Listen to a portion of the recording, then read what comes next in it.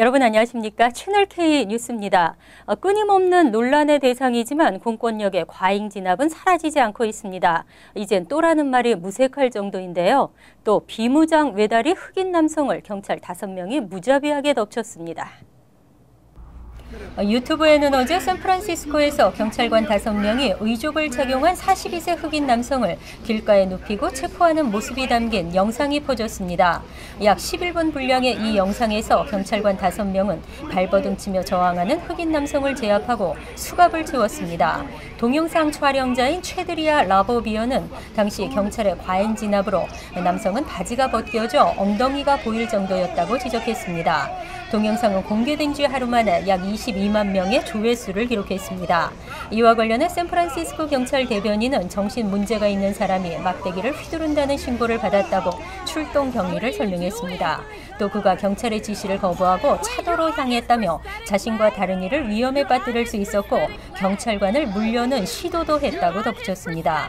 샌프란시스코 경찰은 이 흑인 남성에게 정신 이상에 따른 구속 기준이 적법하게 적용됐다면서도 체포 당시 절차와 내규를 지켰는지 출동한 경찰관들을 감찰하고 있다고 밝혔습니다. 오늘 뉴욕 블러싱 대동연회장에서는 설창 앤드류 박 장학재단의 장학금 수여식이 있었습니다. 재단은 매년 뉴욕과 뉴저지에 이런 한인 대학생들을 선발해 장학금을 수여하고 있는데 올해는 중국계 학생에게도 장학금이 돌아갔습니다. 금홍기 기자가 취재했습니다. 설창 앤드류 박 장학재단이 설립된 건 지난 2013년. 앤드류 박 변호사는 대학생 시절 한인 사회로부터 장학금을 받아가며 어렵게 학업을 끝마칠 수 있었던 그때의 은혜를 보답하기 위해 재단을 설립하고 매년 장학생을 선발해 장학금을 전달하고 있습니다. 특히 올해는 한인 대학생뿐 아니라 중국계까지 장학금 수혜자 영역을 넓혔습니다. For us to pick a Chinese students is a gesture to show that we can work together and we can share the benefit. So I'm hoping that some of the Chinese foundation will pick some qualified Korean students as well. 장학재단은 학교 성적과 에세이 등을 심사해 총 8명의 장학생을 선발했습니다. 중국계 학생으로는 처음으로 재단의 장학금을 수여받는 영광을 안게 된 조시아 우와 한예준 학생 등 8명의 장학생들에게는 각각 $3,000씩 총 $24,000의 장학금이 전달됐습니다.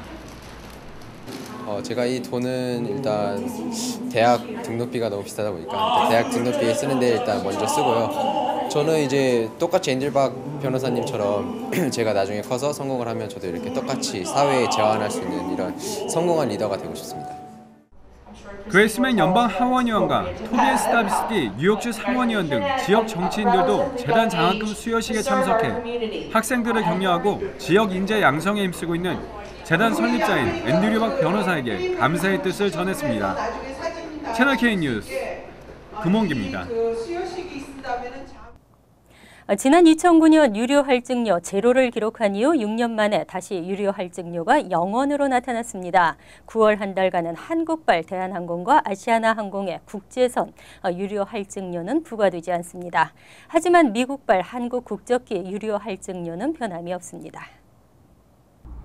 국제유가 하락으로 6년 만에 처음으로 유료 할증료가 0원으로 떨어졌습니다. 이에 따라 9월 한 달간 한국을 출발하는 대한항공과 아시아나항공의 국제선은 유료 할증료를 부과하지 않습니다. 하지만 미국에서 출발하는 한국 국적기의 유료 항공료는 지난 4월 이후 변함없이 부과되고 있습니다. 대한항공과 아시아나항공은 지난 4월 16일 왕복 $280였던 유료 할증료를 $160로 인하한 후 이를 4개월째 유지하고 있습니다. 이와 관련해 두 항공사의 뉴욕 여객 지점은 뉴욕발 인천행 노선의 유료 할증료 정책은 본사의 지침을 따르고 있지만 본사로부터 유료 할증료에 대한 별도의 지침을 전달받지 못했다고 밝혔습니다. 한 항공사 관계자는 한국 국적기라 해도 미국 출발표는 미국을 포함한 타국적 항공사들과 가격 경쟁을 하고 있는 상황이라며 수수료나 할증료 정책도 미국 시장의 흐름에 따르고 있다고 설명했습니다. 앞으로 뉴욕시 대형 건물 냉각탑의 청결 상태가 법적으로 규제됩니다. 시 보건국이 해마다 위생 검사를 실시하고 규정을 어긴 건물주에게는 최대 $25,000의 벌금을 부과할 수 있습니다. 빌 드블라지오 뉴욕시장이 어제 뉴욕 시내 대형 건물들의 냉각탑 검역을 강화하도록 하는 법안에 서명했습니다. 앞으로 뉴욕 시내 각 건물의 소유주들은 30일 이내에 냉각탑의 유무를 시청에 신고하고 등록해야 합니다. 또 해마다 위생 검역과 청소를 의무적으로 실시하고 시 보건국에서 증명서를 받아야 합니다. 만약 규정을 어긴 사실이 적발되면 최대 $25,000의 벌금이 부과될 수 있습니다. 드블라지오 시장은 새 법안에 대해 뉴욕시가 레지오넬라균에 맞설 수 있는 새로운 전환점을 마련해 줄 것이라고 설명했습니다. 또 뉴욕주 차원에서 마련할 규제의 모범이 될 것이라고 전했습니다.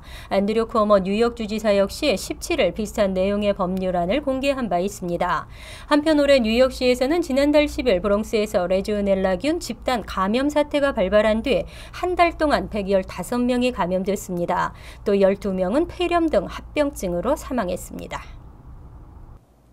신종 이메일 피싱 사기가 기승을 부리고 있습니다. 이지패스의 톨비가 밀렸다며 데비트카드나 크레딧카드 결제를 요구하는데요. 밀린 세금, 밀린 전기료도 마찬가지지만 이러한 기관들은 절대로 이메일이나 전화를 통해 결제를 요구하지 않습니다. 전국자동차협회는 최근 이지패스를 소지한 운전자들에게 연체된 톨비를 갚으라는 사기 이메일 전송이 급증하고 있다고 밝혔습니다. 이메일에는 공식 이지패스 로고가 박혀 있는 데다 이메일 형식 역시 완벽에 가까워서 의심하기 쉽지 않다는 게 전문가들의 설명입니다. 이메일은 수신자가 첨부된 링크를 클릭한 뒤 개인정보를 넣고 데비트카드나 크레딧카드로 미납된 요금을 결제하도록 유도하고 있습니다. 하지만 일단 이 링크를 클릭하게 되면 컴퓨터나 스마트폰에 악성 코드가 깔리면서 곧바로 사기범들에게 개인 신용 정보가 넘어가게 됩니다. 이지패스 측은 미납 요금이 있다 하더라도 이메일로 결제를 요구하는 일은 전혀 없기 때문에 이지패스를 가장한 이메일은 모두 의심하라고 당부했습니다. 존 타운젠드 자동차협회 대변인은 이지패스 연체료는 항상 우편으로 납부를 요청한다며 이메일로 개인 및 카드 정보를 묻는 웹사이트는 피싱 사기가 분명하다고 강조했습니다. 다가오는 재외선거부터는 재외공간 외에서도 투표를 할 수 있을지 기대가 되는데요. 이와 관련된 공직선거법 개정안이 본회의 통과를 남겨놓고 있습니다.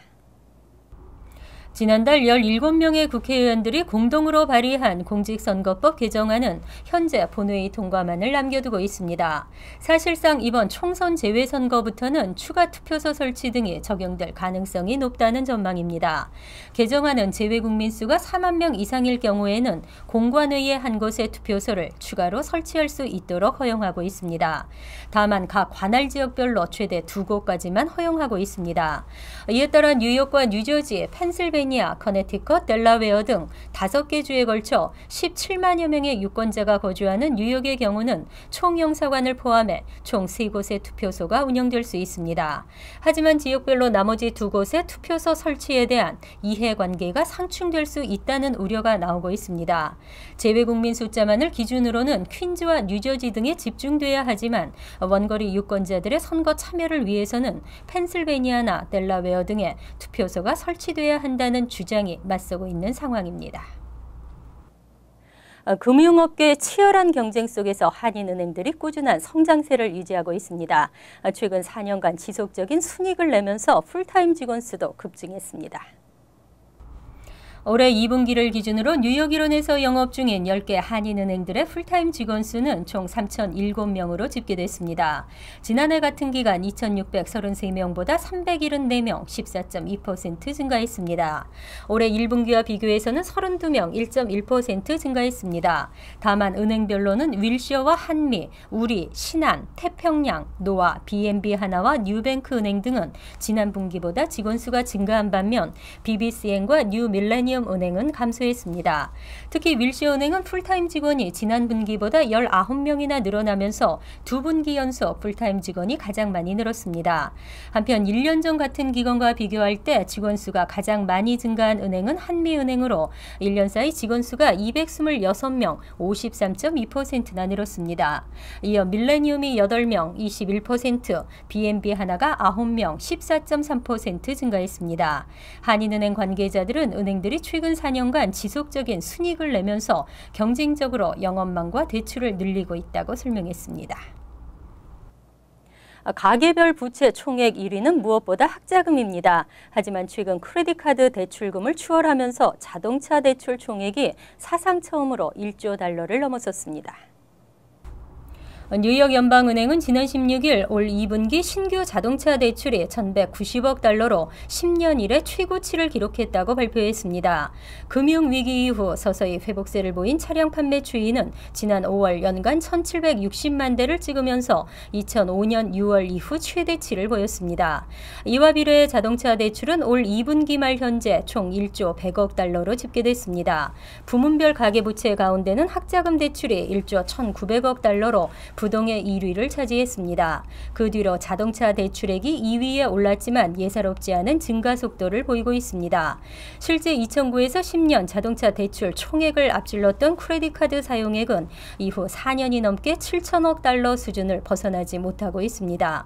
하지만 자동차 대출은 올 2분기 1조 달러를 가볍게 돌파했습니다. 뉴욕주의 주택 압류가 금융위기 때와 비슷한 수준으로 나타났습니다. 다행히 지난 5월 이후 크게 늘지 않고 있지만 부동산 시장은 여전히 냉각기로 분석됐습니다. 주 감사원이 어제 발표한 보고서에 따르면 2014년 뉴욕주 법원에 접수된 주택 압류 신청 건수는 43,800여 건으로 파악됐습니다. 2013년에 46,600여 건에서는 6% 감소한 것이지만 금융위기 이전인 2006년에 26,700여 건보다는 월등히 많은 수치입니다. 오히려 금융위기 당시인 2008년에 41,200여 건이나 2009년에 47,600여 건과 비슷합니다. 압류 절차가 진행 중인 계류 건수도 2013년 1월 72,100여 건에서 올해 1월에는 91,900여 건으로 27%나 증가했습니다. 다만 지난해 5월 91,600여 건을 기록한 후 올 초까지는 크게 늘지 않고 있어 긍정적인 신호로 평가됐습니다. 한편 지역별로는 업스테이트 지역보다 롱아일랜드와 다운스테이트 지역의 주택 압류 현상이 심각한 것으로 분석됐습니다. 2015년 초 기준으로 나소 카운티에서는 11,500여 건의 압류가 진행됐고 압류율은 2.47%로 나타났습니다. 서포 카운티도 16,000건에 2.82%의 압류율을 기록해 주 전체에서 압류 계류 건수와 압류율 모두 나란히 1, 2위를 차지했습니다. 이어서 LA 지역 한인사회 소식입니다. LA시 검찰이 계속해서 늘고 있는 신분 도용 문제에 대해 근절을 선포하고 나섰습니다. 개인의 경제적 피해는 물론 사회 전체적으로도 손실이 이어지고 있기 때문에 좌시할 수 없다는 뜻을 전했습니다. 김정균 기자입니다. 다른 사람의 개인정보를 빼내 악의적으로 사용하는 신분 도용 문제가 갈수록 심각한 사회 문제로 대두되고 있습니다. 이메일을 해킹하거나 SNS를 통해 개인정보를 빼내는 수법까지 도용 방식은 더 다양해지고 치밀해졌습니다. LA시 검찰이 오늘 발표한 자료에 따르면 올해 상반기 검찰에 접수된 신분 도용 사례는 375건으로 전년 대비 2배 넘게 증가했습니다. This year, just to date, we've already prosecuted 375 cases. We're on track to see a 250% increase in identity theft prosecutions by our office alone. 이처럼 점차 늘어나는 신분 도용 문제에 대해 검찰은 오늘 강경 대응 입장을 밝혔습니다. 우선 LAPD 상업범죄 담당 부서에 협조를 요청한 상태로 20개 넘는 새로운 도용 수법에 대해서 집중 조사를 펼치겠다는 방침입니다. 또 검찰은 피해자들이 쉽게 신고할 수 있도록 새로운 웹사이트도 개설했습니다. We're now going to add an additional deputy in our office whose focus will be on identity theft exclusively. 연방 법무부에 따르면 지난해 신분 도용 범죄에 따른 손실액은 350억 달러, 3명 중 1명꼴로 정보 유출로 인한 신분 도용 피해를 입고 있다는 계산이 나옵니다. 특히 개인정보가 적힌 중요 서류나 편지를 함부로 버리지 말고 이메일 암호를 수시로 바꾸는 등의 개인 노력도 어느 정도는 뒤따라야 한다고 사법당국은 권고했습니다. MBC 뉴스 김정균입니다. LA 통합교육고 소속 학교들이 일제히 새 학기를 시작했습니다. 특히 초등학교의 경우 이번 학기부터는 새로운 수학책을 사용하게 되고 왕따를 방지하는 캠페인을 하게 됩니다. 박시몬 기자의 보도입니다. 여름방학이 끝나고 LA USD의 2015년 가을 학기가 시작됐습니다. LA USD의 경우 오늘을 시작으로 내년 6월 10일까지 수업이 진행되며 새로운 학기의 시작과 함께 부모들이 챙겨야 할 것도 많습니다. 등하교의 경우 많은 학생들과 부모들이 모이기 때문에 평소보다 10분 전에 학교에 데려다 주는 것이 좋다고 전문가는 조언합니다. 미리 오셔서 차를 주차를 하시고 학생들 걸어서 같이 학교 오는 걸 저희가 권해요. 많은 분들은 급하다 보니까 길 건너서 학생들을 떨어뜨리고 건너가라고 이제 하시고 빨리 가라고 뛰어가라고 말씀을 하시거든요. 근데 사실 그게 안전하지 않잖아요. 이와 함께 부모들이 데리러 오지 않는 경우 학생들은 가급적이면 여러 명이 함께 움직이는 것이 좋다고 전문가는 말합니다. 또 학교 주위에서 파는 식품들은 위생상 좋지 않기 때문에 피하는 것이 좋으며 부모들은 학부모 모임이나 학교 행사에 참여하는 것이 중요합니다. 한편 이번 학기부터는 초등학교의 경우 수학책이 바뀝니다. 그리고 특히 올해는 수학, 산수 교과서가 바뀌었어요. 여지껏 써오던 그 인비전은 이제 끝나고 새로운 교과서를 쓰는데 그 교과서가 New Math. 새로운 책의 뒷면을 보면 왕따를 방지하자는 캠페인이 있어 학생들에게 왕따 문제점의 중요성을 알리고 있습니다. 자녀가 왕따를 당했을 경우 학교 측에 꼭 알려야 하는 것도 필요합니다. MBC 뉴스 박시원입니다. 월드리포트입니다. 간간히 오토바이 묘기를 본 적이 있지만 이런 경우는 처음인데요. 오토바이 달인의 시원한 묘기 보시고 더위를 식혀보시죠. 남태평양 타이티 섬의 수풀 속을 내달리는 오토바이. 해변에 도착했어도 속도를 줄이지 않고 그대로 바다에 뛰어듭니다. 놀랍게도 오토바이는 바다 위를 질주하기 시작합니다. 카누를 타던 여성이 깜짝 놀라 뒤를 돌아보지만 오토바이는 멈출 줄 모릅니다. 파도가 밀려오자 마치 서핑 선수처럼 능숙하게 파도를 탑니다. 화면을 합성하거나 조작한 듯 보이지만 실제 상황입니다. 바퀴 아래쪽에 수상 스키를 달고 뒷바퀴를 톱니 모양으로 특수 제작해 만든 서핑용 오토바이입니다. It's an overwhelming experience. Upwards of 30, 40 times easily. 오토바이 운전자는 세계 최고의 스턴트 라이더로 꼽히는 메디슨 씨. 서핑용 오토바이를 개발하기 위해 3년간 실험을 거듭했고 연습 중에는 집채만한 파도가 오토바이를 집어삼키는 아찔한 순간도 경험했습니다. It was one of the most terrifying situations I've ever been in. It picked me up and it slammed me and the motorcycle drove me into my back. I lost all the air out of my lungs. 영화 007 시리즈에서 제임스 본드의 대역을 맡기도 했던 그는 지금까지 세계 곳곳에서 화려한 오토바이 묘기를 선보였습니다. 라스베이거스에서는 오토바이를 탄 채로 개선문 꼭대기까지 날아올랐고 그리스에서는 85m 길이의 코린트 운하 사이를 시속 125km로 날아 안전하게 착지했습니다. I got to a point there where like everyone around me was telling me you're going to kill yourself, you're crazy, and I was like, you guys don't understand. 애리조나의 비행장에서는 비행기 몸체를 타고 도는 독특한 묘기를 펼치기도 했습니다. Aircraft filming that we did was, you know, as a dream of mine that I've been working on. You know, I always had this vision of doing things different and. 매번 목숨을 건 묘기를 선보이는 그는 부상을 달고 살지만 한계를 뛰어넘었을 때 가장 큰 기쁨을 느낀다며 끊임없이 새로운 도전에 나서겠다고 밝혔습니다. 간추린 소식입니다. 올 노동절 연휴에 미국인 1,400만 명 이상이 한국 여행을 떠날 것으로 예측됐습니다. 항공업계 정보업체인 에어라인스 포 아메리카는 올해 노동절을 전후로 한 9월 2일부터 8일 사이 1,420만 명가량이 비행기를 타고 연휴를 즐길 것으로 전망했습니다. 하루당 여행객 수는 약 5만 9천 명으로 주말을 앞둔 9월 4일 가장 여행객이 몰릴 것으로 예상되고 있습니다. 캘리포니아주 요세미티 국립공원 캠핑장에서 텐트 위로 나무가 쓰러져 한인 학생 2명이 숨졌습니다. 남가주 오렌지 카운티에 거주하던 15살 드래곤 김군과 저스틴 이군은 가족과 함께 떠난 캠핑 여행에서 사고 당일 텐트에서 잠을 자고 있었습니다. 하지만 새벽 5시쯤 갑자기 굵은 나무가 쓰러지면서 이들의 텐트를 덮친 것으로 확인됐습니다. 퀸즈 플로싱 한복판 길거리에 아시안을 비하하는 인종차별적인 낙서가 발견됐습니다.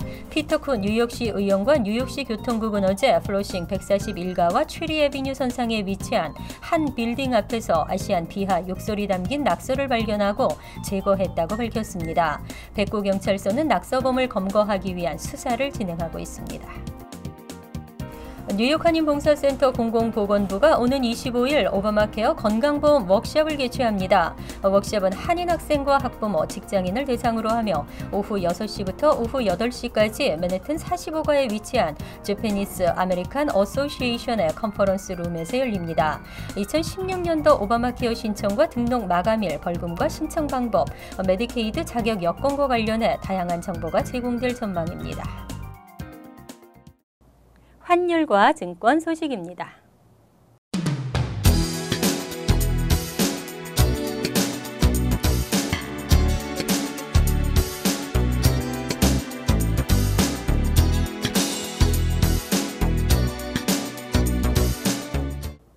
이어서 날씨입니다.